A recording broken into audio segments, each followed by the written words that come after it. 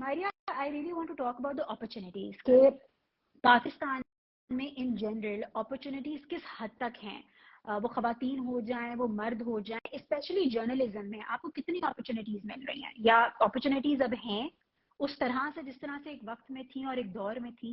मुझे अक्सर जर्नलिज्म के अंदर बच्चे पूछते हैं कि हम क्या करें, हम इंटर्नशिप्स कैसे लें, हम किस तरह से जर्नलिस्ट बने। मैं बार बार उनको ये बात कहती हूँ, मैं जब मुझे प्लेटफॉर्म किसी भी से सवाल पूछे जाता है मैं इसको दोहराती हूँ कि अब आपका टेलीफोन जो है आपकी ब्रॉडकास्टिंग डिवाइस है।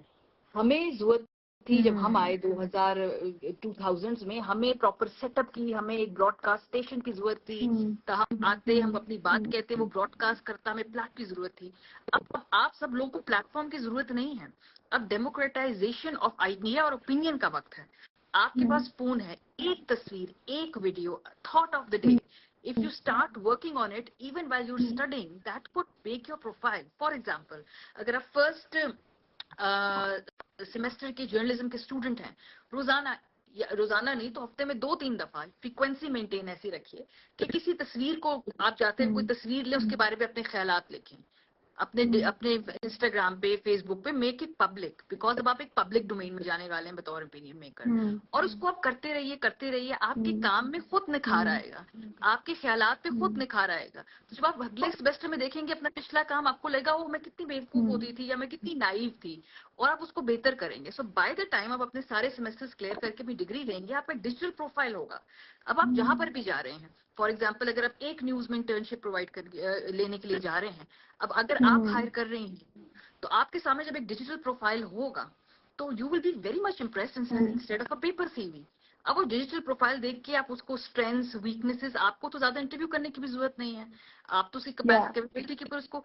मुझे लगता है कि जर्नलिज्म के अंदर जो स्टूडेंट्स हैं वो बजाय वक्त का इंतजार करें, फैंसी कैमरास, फैंसी चीजों का इंतजार करें, use your phone as your broadcast device and start documenting your ideas. It could be a picture, it could be a video, it could be a written paragraph, it could be in English, Urdu, it could be about politics, it could be about sports, weather, whatever interests you, economy. Start putting your thoughts out there. तो फिर हम कहते हैं लोग हमें opportunities नहीं देते।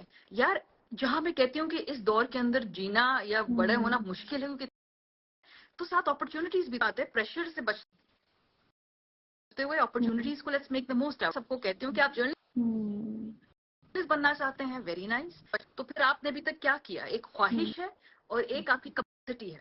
कि ख्वाहिश और कैपेसिटी, फॉर एग्जांपल मेरी बहुत ख्वाहिश है कि मैं जो हूँ पता नहीं ओलंपिक्स में गोल्ड मेडल जीत जाऊं, लेकिन क्या मेरी कैपेसिटी है? क्या मैंने उतनी मेहनत की है? क्या मैंने उतना फोकस किया है? इन दोनों चीजों में फर्क है।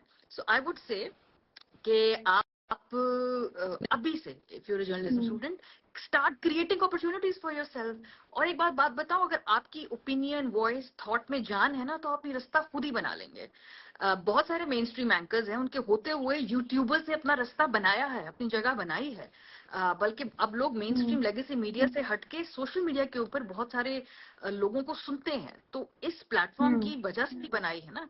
उनको किसी ने ऐसे कुर्सी तो नहीं पेश कर दी कि आइए अब यहाँ पे ओपिनियन मेकर बन जाइए। वो करते रहे, हम उनसे एग्री करें, हम उनसे डिसएग्री करें, हमें उनके ख्यालात पसंद हो, हमें उनके ख्यालात पसंद ना हो, वो अलहदा बात है। लेकिन उन्होंने अपने लिए अपॉर्चुनिटीज क्रिएट खुद की हैं, we must respect that and we could take away that from their journey also.